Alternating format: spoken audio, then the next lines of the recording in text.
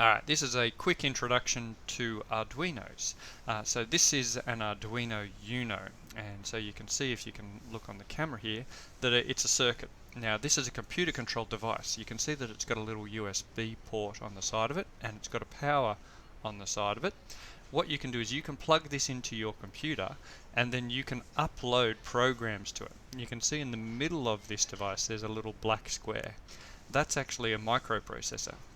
And so once you've programmed this device by uploading instruction code to it, then this device can be disconnected from the computer and just powered via the power, and it will follow the instructions. Now you can see across the top here there's a number of inputs and outputs. And so what you can do is you can plug wires into there and use the program code to either detect whether or not there's voltage in these, or the level of voltage in these, or what you can do is use these as an output and actually turn things on. So these can be used to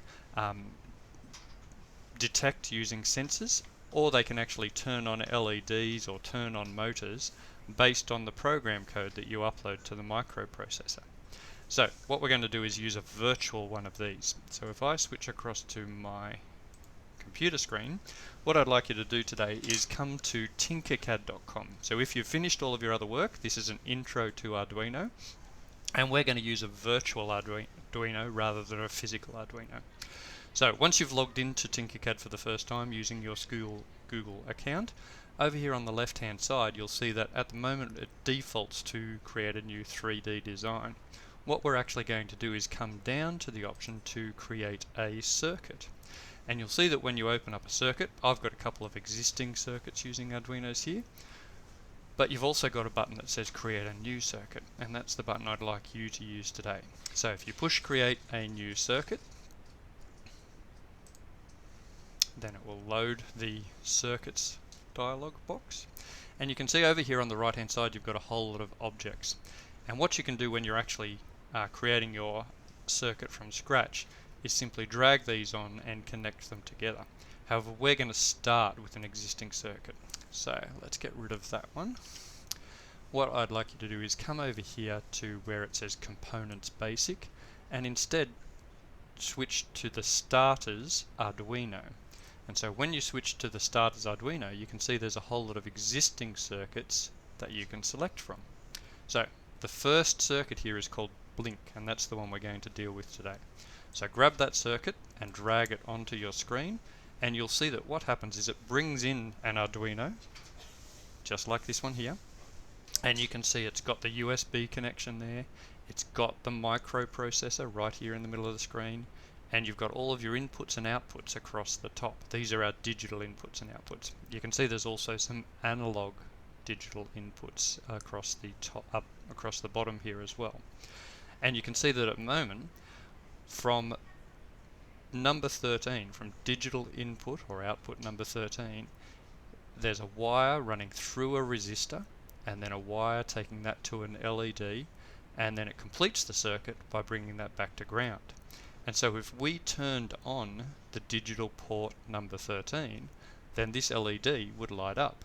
And so when we actually have a look at the code, so come across here to the right hand side and push the code button, you'll see it defaults to drag and drop.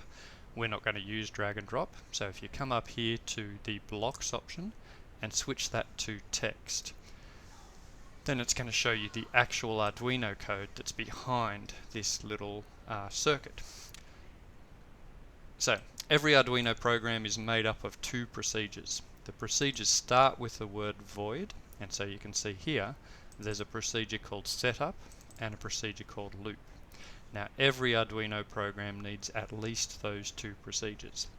The setup procedure is the one that runs as soon as the Arduino gets power. And so you can see here in this setup procedure, it's only got one instruction. What it's doing is it's turning pin number 13 to be an output device. If this was set to input, then it would mean that instead of sending current or sending voltage to that pin, it would look to detect the voltage or to detect whatever is coming into that pin. So in this case we've said pin number 13 is going to be an output device. And then we've got a second procedure which is called our loop. this happens over and over and over again. And so the loop runs continually while the Arduino is turned on, or while it's got power. So the setup happens once at the very start, and then the loop happens forever, over and over and over. Now you can create more procedures if you like, but every Arduino needs just 2 procedures in order to run. So within this looping procedure, you'll see that what it's doing is it's actually writing, digital write, to pin number 13 a high value. And so that means that it's actually turning the voltage on pin 13. Then it's delaying for 1000 milliseconds. 1000 milliseconds is 1 second. Then it's going to digital write to pin 13 low, which means it's going to drop the voltage on pin 13. So this top line, line number 14, is going to turn the LED on. It's going to wait 1 second, and then it's going to turn the LED off, and then it's going to wait 1 second. Now because this is a loop, it's going to happen over and over and over again. And so this procedure, every second, it's going to turn the LED on, turn the LED off, and then it'll loop. So it'll turn the LED on again, and then it'll turn the LED off again, and it'll just continue going over and over and over again. So if we actually start the simulation, that's what we expect to happen. You'll see it's initializing, the USB plugs in, it's got power, and our LED is now turning on and turning off with 1000 milliseconds in between our procedure. Okay, your challenge for today is to simply cut and paste this code so that instead of turning on and off every second, I want you to make it send an SOS signal. So you'd need to send 3 dashes, then 3 dots, then 3 dashes, as if you were sending an SOS signal. Once you've done that, if you are successful in creating an SOS signal with this LED, what I'd actually like you to do is then try to wire up some more LEDs. So go back to the original display where you had those extra devices, wire up some more LEDs and make a set of traffic lights, so that instead of just having a red LED here, you'd have a red, an orange and a green LED, and you're able to turn the green LED on for go, then you'd put the yellow LED on for stop, or for try to stop, and then you'd have the red LED on for a certain amount of time to stop. So your challenge for today, if you've finished all your other work, is to get into TinkerCad, have a look at this blink procedure, copy and paste the code here in order to change the blink routine on the LED, and then if you're successful in that, have a go at creating 3 LEDs wired up to 3 different ports.